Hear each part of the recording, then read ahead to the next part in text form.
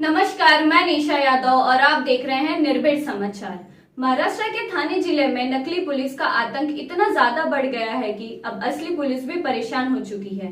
फिलहाल एक बहुरूपिया पुलिस के हत्थे चढ़ चुका है। क्या है पूरा मामला, आइए देखते हैं निर्भीड समाचार की खास रिपोर्ट में। महाराष्ट्र के ठाणे जिले में इन दिनों नकली पुलिस बन चुकी है असली पुलिस की आंख की किरकिरी। इसी कड़ी में पुलिस ने एक ऐसे बहुरूपियों को गिरफ्तार किया है जो दुकानदारों को पुलिस का धौंस दिखाकर लूटपाट की वारदात को अंजाम दे रहा था। कल्याण की कोलसेवाड़ी पुलिस के हत्थे चढ़े इस बहुरूपिये का नाम नितिन बोराडे बताया जा रहा है, जबकि इसका दूसरा साथी गणेश पुजारी फरार है। उसकी तलाश में जुटी है कल्याण पुलिस की कोलसेवाड़ी पुलिस। गिरफ्तार नितिन बोराडे इस समय कोलसेवाड़ी पुलिस की कस्टडी में है, जहां पुलिस उससे लगातार पूछताछ कर रही है।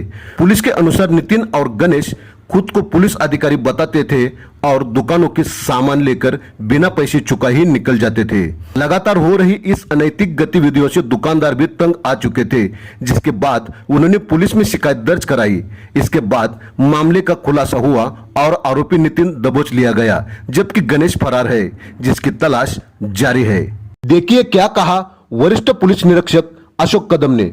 काल दिनांक 26/7/2024 रोजी दुपारी 2-2:30 वाजताच्या सुमारास रेखा मेडिकल स्टोअर याचे मालक महेंद्र सिंग यांच्याकडे एक व्यक्ती आला आणि त्यांनी सांगितलं की मला जाधव पोलीस निरीक्षक साहेबांनी पाठवलं आहे मेडिकल घ्यायला, आणि जाधव पोलीस निरीक्षक यांचा ऑलरेडी फोन आल्याचं मेडिकलवाल्याला माहिती होतं। मग त्याने मेडिकल स्टोअरवरून जे काही सामान मागितलं होतं ते जवळपास 4,500-5 हजाराचं सामान त्या संबंधित माणसाला दिलं, आणि जेव्हा पैशाबद्दल विचारणा केली तेव्हा त्यांनी सांगितलं की पोलीस निरीक्षक साहेबांना तुम्ही पैसे मागता का, आणि त्यांनी जो फोन करणारा होता त्यांनी स्वतःच्या स्टेटसला पोलिसाचा युनिफॉर्म, स्टार, कॅप असं लावलेलं होतं, जेणेकरून आपण पोलीस आहे हे दाखवता यावं। असा तोतयगिरी करणारा नितिन बोराडे हा आरोपी आम्ही अटक केलेला आहे। त्याला माननीय न्यायालयासमोर हजर केलेला आहे। आज त्याची 2 दिवसाची PCR मिळालेली आहे। याबरोबरच आणखीन एक आरोपी असून त्याचे नाव गणेश पुजारी असे आहे, आणि हा आरोपी अद्याप फरार आहे।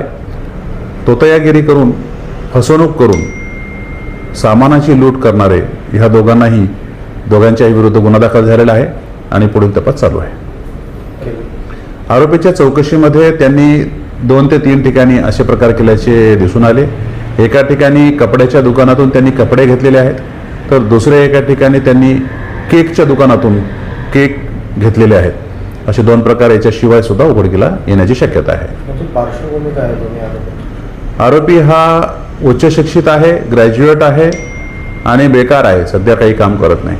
क्राइम डेस्क, निर्भीड समाचार, ठाणे।